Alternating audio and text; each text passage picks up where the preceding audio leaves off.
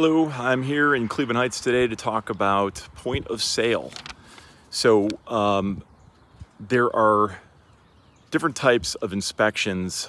Certain cities have a point of sale inspection, and this is different from your inspection that you're going to get when you buy a house to, find out, oh, what's wrong with it? Is this a good house? Is it not a good house?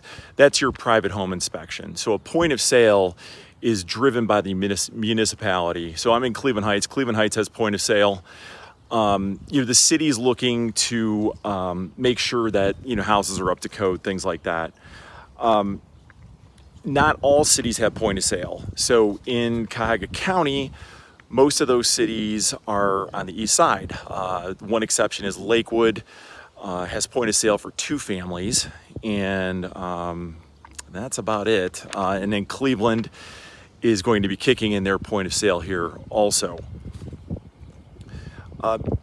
Types, now every municipality is different. So some are exterior only, some are interior and exterior. So again, you got to check on your municipality and what they are going to inspect during a point of sale inspection.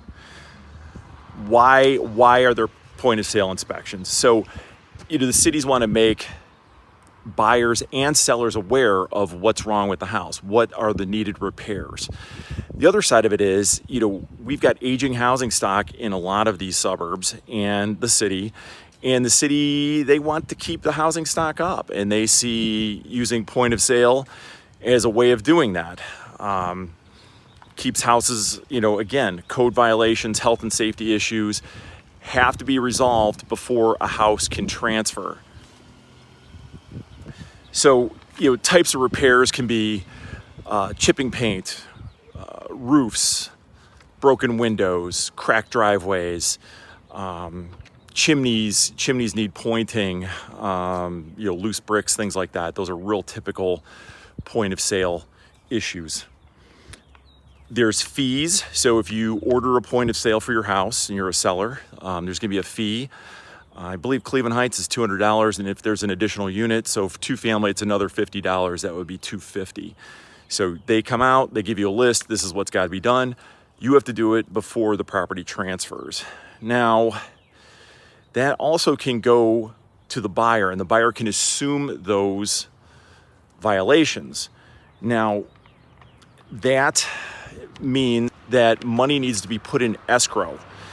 So what that means is money has to be with the municipality in an account until those repairs are done. So the house can transfer to the new buyer, but money has to be set aside for the repairs. That can be up to 150% of the repairs. So say if it's a city that has 150% escrow, you have $10,000 worth of repairs, $15,000 has to go to the city to sit there until those repairs are done. Once they're done, they come out, re-inspect, and say, oh yes, the repairs are done, then they will release that $15,000. There's, of course, a time period. So you get your inspection done. If you got a good house or you've got the money to do the repairs, a lot of people like to get their point of sale done earlier than later. Have those repairs done, deliver your house point of sale free. And that is awesome. If you can do that, people love buying a house that has no point of sale violations. Other people wait, and then it's a surprise. Oh, now we've got this big list. We've got a contract. There's a big long list. What are we going to do? Seller's like, well, I don't want to do any repairs, or I'll do half of these, and the buyer's got to take on the other half. And then all that kind of needs to be negotiated out. It drags things out. It makes it a little more complicated. So definitely a point of sale free home is going to be the most marketable home in a point of sale community. So as I said, there's a list of cities that do have point of sale. If you go to progressiveurban.com and visit the blog, we have a full list of point of sale communities and what links to those websites where they explain their program, because I don't believe there's any 2 programs that match. So you really need to check it out, see what's going on in the cities that you're looking at buying in, and the city where you live if you're thinking about selling. Thank you.